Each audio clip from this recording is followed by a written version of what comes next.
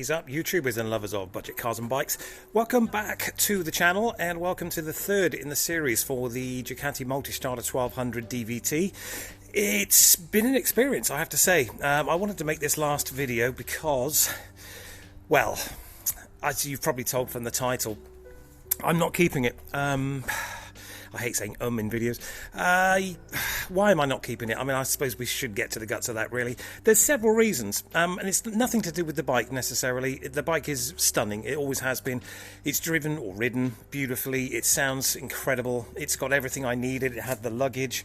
It's got the colour screen. It's got everything, basically, that I was looking for in a bike. But what I've discovered over the last 3 or 4 years I've been doing these videos is one thing. You need more than one bike, or I need more than one bike. I can't find a unicorn bike, as in, you know, the ultimate bike, the one you really want. It doesn't exist for me. I've realised that now, because this, I would love to keep this and have it for days that I want to go off, or weekends that I want to go off and travel, put some stuff in the luggage and just go off, you know, on my travels, as it were. But I also like the thought of being able to just throw my leg over a smaller bike, as it were, and just go for a little bimble, as it, you know, round Cornwall. That little Ducati 797 that I had for a little while, now that was a prime example of how easy it is just to throw your leg over a bike, go for an hour or two, just have a load of fun, not have to worry about too much in that respect, and then just bring it back, put it under cover, and, you know, that's it, done. This kind of bike is far more intense than that, in the respect that, you know, you've got to get all your gear on, you've got to get your luggage on, you've got to set and plan your route, as it were. So yes, I'd like this, and I'd like something like a Speed Triple 1050. I've probably got another bike on the way. I've got a couple of things in mind. I'm going to keep going with this whole budget bucket list, in the respect that I'm still looking for the unicorn bike. I don't think I'm going to find it, though. I think this has taught me the lesson that I'm not going to find one bike to do it all. I don't think it exists, as I said, the unicorn bike. So for me, I'm just going to keep looking. The good thing is, at the end of all this, of course, I will have tried pretty much every bike that I thought would be suitable, and if I do decide to just get one bike to do it all, as it were, I'll know pretty much, or I'm hoping I'll know which one to go for. This has been a stupendous experience, as I said. It's probably been in my top 3 bikes I've ever owned. It is just a stunning piece of machinery. I'm assuming you've probably seen all the other videos now. I've just given it a quick wash. It is going. The removal truck, or the transportation truck, is coming in about half an hour. They're going to come and take it away. Lovely guy who's bought it, called Alan. He had an older version of the Multistrada. He's sold that to somebody else, and basically he's decided to upgrade to this one. Great price for him, decent price for me. I didn't lose any money. Great experience. I managed to sell the bits that I bought for it as well, because I bought a dark screen and a mount and a couple of other bits, but I sold those to Alan because he wanted it for the bike. You know, why not? Why wouldn't you? But, you know, as I said, I'm hoping you've seen the bike. I won't, you know, waffle on too much about the bike itself, because there's like 2 or 3 videos about it, but I mean, it is a stunning piece of machinery. I'm getting the feeling, even as we stand here, you know what it's like as you're just about to sell a bike, I'm getting a feeling that as soon as this is gone, I'm going to be thinking, geez, what did I do? I shouldn't have sold that bike, because that's exactly how I felt when I sold my Ducati Monster 1200. As it drove off down the road in the back of somebody's van, I was just thinking, what the bloody hell have I done? This is madness, selling this bike. And to be quite honest, I've thought that ever since.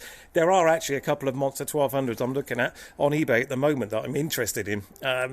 One's got Tierney's, the exhausts, so that's something I didn't have on the last one. The other one's a 2017, so it's got a slightly different setup there, more power, etc. So I don't know, guys, to be quite honest. I mean, you'll know by the time this video comes out in a couple of weeks' time. After you've watched this, there'll probably be another bike sat here, and we'll talk about that as well, because, you know, as long as I'm not losing money and I'm just having a little bit of fun and moving these bikes around, everyone's happy. Everyone gets a decent deal. The guy that sold this to me, he was happy. I'm selling it to another guy. He's happy. I'm happy. Everybody's bloody happy. The happiest person is probably the courier, because he keeps coming to my house either with a bike or to take a bike away. So, you know, he's laughing all the way to the bank. Lovely bunch of guys, actually. I'll link them in, if I can, in the description if you're looking for bike transportation. These guys are brilliant. They'll move a bike for you for around about 150 quid. You know, really good guys. 48-hour turnaround.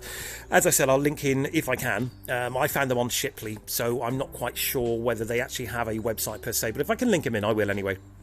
But that's it. This bike is going, as I said, the removal truck's on its way in probably about half an hour, and then it'll be delivered to its new owner in a couple of days, I guess. And I will miss it. I know that just standing here, because I've had to start it up to get it out of the backyard, as it were. And I know I'm going to miss it. But I just wanted to chime in and let you know why I'm selling it, because, you know, I can't find a bike that does it all. This is too big for me to just jump on and go for a skim around Cornwall for a couple of hours on a Sunday afternoon. At least it feels that way to me, you know. It's not a bike that you just jump on and, you know, just, well, you can, of course you bloody can, you can do it on any bike, but I found getting on that 797 Ducati Monster far easier, just to literally wheel it out of here and be gone, you know, and just pull up, kick the side stand down, and then you know, it's hard to explain why that's so much easier than this, because this is a big old girl and it's not the kind of bike you can just, you know, throw around, as it were. But the smaller 797, it didn't have the power that this does, but it had the more agility, more usable, everyday kind of factor. I hope that makes sense, and that is the only reason that this is going to go, because I want something that I can throw about, because I don't go touring. I've never been touring. I've always talked about it. I had the GS 1200. I thought about it then. I didn't. I bought this with the luggage. Have I been touring? No, I haven't. Am I likely to? I don't know. So what's the point in keeping this in the backyard when I can't just jump on it for now, because we're in middle of October, I think. I can't just jump on this whenever I feel like it. It's a bit of a faff, to be honest, getting it out of this entrance here because of the handlebars and the screens and all the rest of it. So again, going back to that whole, it's a lot easier just to have a smaller bike that you can just jump on and go for a nice little ride if you feel like it, you know, a spontaneous ride, as opposed to having to kind of think about how you're going to do it.